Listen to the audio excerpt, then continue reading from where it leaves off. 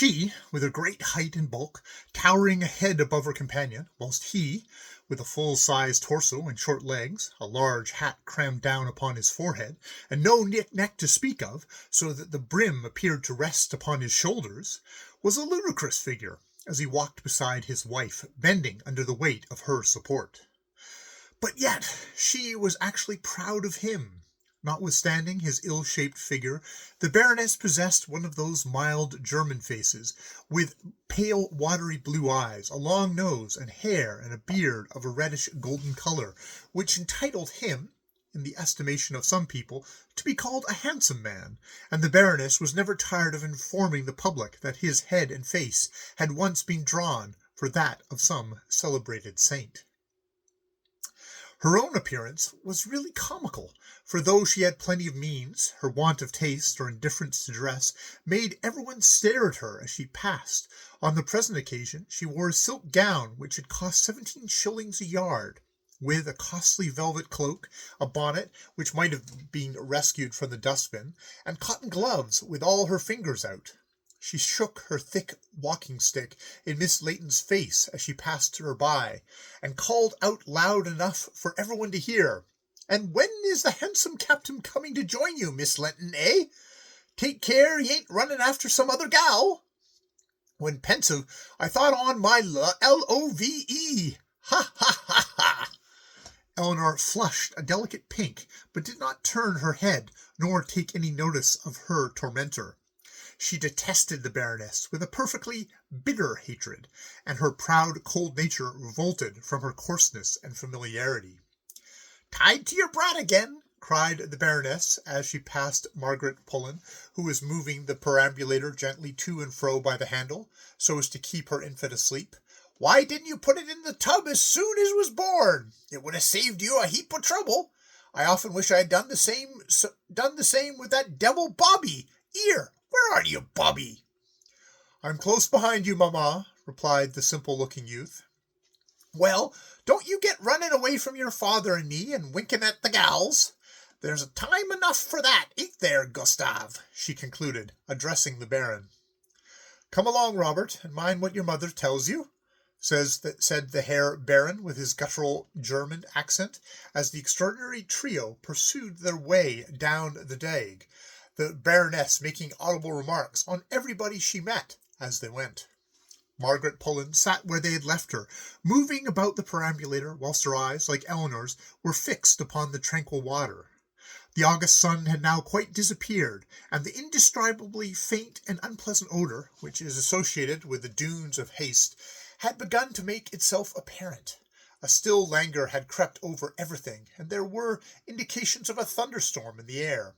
She was thinking of her husband, Colonel Arthur Pullen, the elder brother of Miss Layton's fiancé, who was toiling out in India for baby and herself.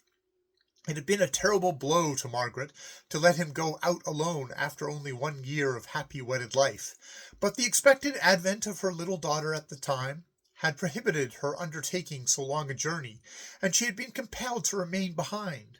And now baby was 6 months old, and Colonel Pullen hoped to be home by Christmas, so had advised her to wait for his return. But her thoughts were sad sometimes, notwithstanding. Events happened so unexpectedly in this world. Who could say for certain that she and her husband would ever meet again, that Arthur would ever see his little girl, or that she should live to place her in her father's arms? But such a state of feeling was morbid, she knew, and she generally made an effort to shake it off. The nurse, returning with the information she had sent her to acquire, roused her from her reverie. "If you please, ma'am, the young lady's name is Brant, and Philippe says she came from London." "English! I should have never guessed it," observed Mrs. Pullen. "She speaks French so well." "Shall I take the baby now, ma'am?" "Yes, wheel her along the Dig. I shall come and meet you by and by." As the servant obeyed her orders, she called to Miss Pullen. "Eleanor, come here." "What is it?" asked Miss Layton, seating herself beside her. The new girl's name is Brant, and she comes from England. Would you have believed it?" I did not take sufficient interest in her to make any speculations on the subject. I only observed that she had a mouth from ear to ear, and ate like a pig. What does it concern us where she comes from? At that moment, a Miss Montaigne, who, with her husband, was conveying a family of 9 children over to Brussels, under the mistaken impression that they would be able to live cheaper there than in England, came down to the hotel steps with half-dozen of them, clinging to her skirts, and went straight up to Margaret Pullen. "Oh, Miss Pullen, what is that young lady's name who sat opposite to you at dinner? Everyone is asking. I hear she is enormously rich and travelling alone. Did you see the lace on her dress? Real Valenciennes. And the diamond rings she wore. Frederick says they must be worth a lot of money. She must be someone of consequence, I should imagine." "On the contrary, my nurse tells me that she is English, and her name is Brant. She has no friends here." "Has she no friends here?" "Madame Lamont says she arrived in company with another girl, but they are located at different parts of the hotel. It seems very strange, does it not?" "And it sounds very improper," imposed Eleanor Layton. "I should say the less we have to say to her, the better. You never know what acquaintances you may make in a place like this. When I looked up and down the table to Hotel Menagerie sometimes, it makes me quite ill." "Does it?" rejoined Miss Montaigne. I think it's so amusing. The Baroness Goblet, for instance." "Don't mention her before me," cried Miss Layton, in a tone of disgust. "The woman is not fit for civilized society." "She is rather common, certainly, and strange in her behaviour," said Miss Montaigne, "but she is very good-natured. She gave my little Edward a louis yesterday. I felt quite ashamed to let him take it." "That just proves her vulgarity," exclaimed Eleanor Layton, who had not had sixpence to give away herself. "It shows that she thinks her money will atone for all her other shortcomings. She gave that Miss Taylor who left last week a valuable brooch off her own throat, and poor payments too, for all the dirty things she made her do and the ridicule she poured upon her. I dare say this nouveau riche will try to curry favour with us by the same means." At that moment, the girl under discussion, Miss Brant, appeared on the balcony, which was only raised a few feet above where they sat.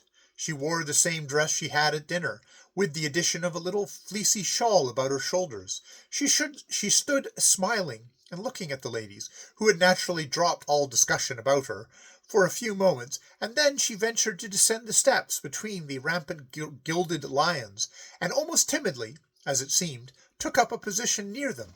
Miss Pullen felt that she could not be so discourteous as to take no notice whatever of the newcomer, and so, greatly to Miss Layton's disgust, she uttered quietly, "Good evening." It was quite enough for Miss Brant. She drew nearer with smiles mantling over her face. "Good evening. Isn't it lovely here? So soft and warm, something like the island, but so much fresher." She looked up and down the Dague, now crowded with a multitude of visitors, and drew in her breath with a long sigh of content. "How gay and happy they all seem! How happy I am, too! Do you know, if I had my will, what I should like to do?" she said, addressing Mrs. Pullen. "No, indeed." "I should like to tear up and down this road as hard as ever I could, throwing my arms over my head and screaming aloud." The ladies exchanged glances of astonishment, but Margaret Pullen could not forbear smiling as she asked their new acquaintance the reason why. "Oh, because I am free at last, after 10 long years of imprisonment. I am telling you the truth. I am indeed, and you would feel just the same if you had been shut up in a horrid convent ever since you were 11 years old." At the word convent, the national Protestant horror immediately spread itself over the faces of the 3 other ladies. Miss Montaigne gathered her flock about her and took them out of the way as possible contamination, though she would have much preferred to hear the rest of Miss Brant's story, and Eleanor Layton moved her chair further away, but Margaret Pullen was interested and encouraged the girl to proceed. "In a convent? I suppose, then, you are a Roman Catholic?" Harriet Brant suddenly opened her salubrious eyes. "I don't think so. I'm not quite sure what I am. Of course, I have had any amount of religion crammed down my throat in the convent, and I had to follow their prayers whilst there, but I don't believe my parents were Catholics. But it does not signify. I am my own mistress now. I can be what I like." "You've been so unfortunate, then, as to lose your parents?" "Oh, yes, years ago. That is why my guardian, Miss Trawler, placed me in the convent for my education, and have been there for 10 years. Is it not a shame? I'm 21 now. That's why I'm free. You see," the girl went on confidentially, "my parents left me everything. As soon as I came of age, I entered into possession of it. My guardian, Mr. Trawler, who lives in Jamaica — did I tell you that I've come from Jamaica? — thought I should live with him and his wife when I left the convent, and pay them for my keep, but I refused. They had kept me too tight. I wanted to see the world and life. It was what I had been looking forward to. So, as soon as my affairs were settled, I left the West Indies and came over here." "They said you came from England in the hotel." "So I did. The steamer came to London, and I stayed there a week before I came on here." "But you are too young to travel about by yourself, Miss Brant. English young ladies never do so," said Miss Pullen. "I am not by myself exactly. Olga Bremont, who was in the convent with me, came too, but she is ill, so she's upstairs. She has come to her brother, who is in Brussels, and we travel together. We have had the same cabin on board the steamer, and Olga was very ill. One night the doctor thought she was going to die. I stayed with her all the time. I used to sit up with her at night, but it did her no good. We stopped in London because we wanted to buy some dresses and things, but she was not able to go out, and I had to go alone. Her brother is away from Brussels at present, so he wrote her to stay in the Heist till he could fetch her, and as I had nowhere in particular to go, I came with her. And she is better already. She has been fast asleep all the afternoon." "And what will you do when your friend leaves you?" asked Miss Pullen. "Oh, I don't know. Travel about, I suppose. I shall go wherever it may please me." "Are you not going to take a walk this evening?" demanded Eleanor Layton in a low voice of her friend, wishing to put a stop to the conversation. "Certainly. I told nurse I would join her and her baby by and by." "Shall I fetch your hat, then?" inquired Miss Layton, as she rose up to go to their apartments. "Yes, if you will, dear, please, and my velvet cape, in case it should turn chilly." "I will fetch mine, too," cried Miss Brant, jumping up with an alacrity. "I may go with you, mayn't I? I'll just tell Olga that I'm going out and be down again in 5 minutes." And without waiting for an answer, she was gone. "See what you've brought upon us," remarked Eleanor in a vexed voice. "Well, it was not my fault," replied Margaret, "and after all, what does it signify? It is only a little act of courtesy to an unprotected girl. I don't dislike her, Eleanor. She is very familiar and communicative, but fancy what it must be like to find herself find herself her own mistress, and with money at her command after 10 years' seclusion within the 4 walls of a convent. It is enough to turn the head of any girl. I think it would be a very churlish to refuse to be friendly with her. Well, I hope it may turn out all right, but you must remember how Ralph cautioned us against making any acquaintances in a foreign hotel." "But I am not under Ralph's orders, though you may be, and I should not care to go entirely by the advice of so very fastidious and exclusive a gentleman as he is. My Arthur would never find fault with me, I am sure, for being friendly with a young unmarried girl.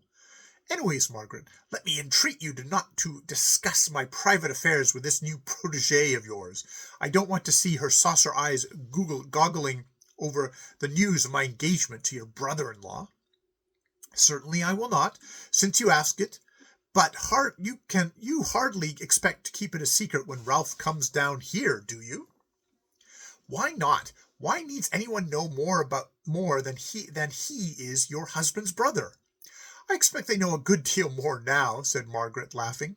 "The news that you are the Honourable Eleanor Layton, and that your father is Baron Walthamstow, was known all over Heist the second day we were here, and I have no doubt that it has been succeeded by the interesting intelligence that you are engaged to marry Captain Pullen.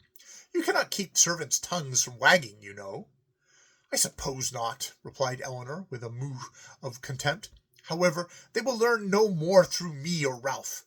We are not Ariot to sit on the dyke with our arms round each other's waists."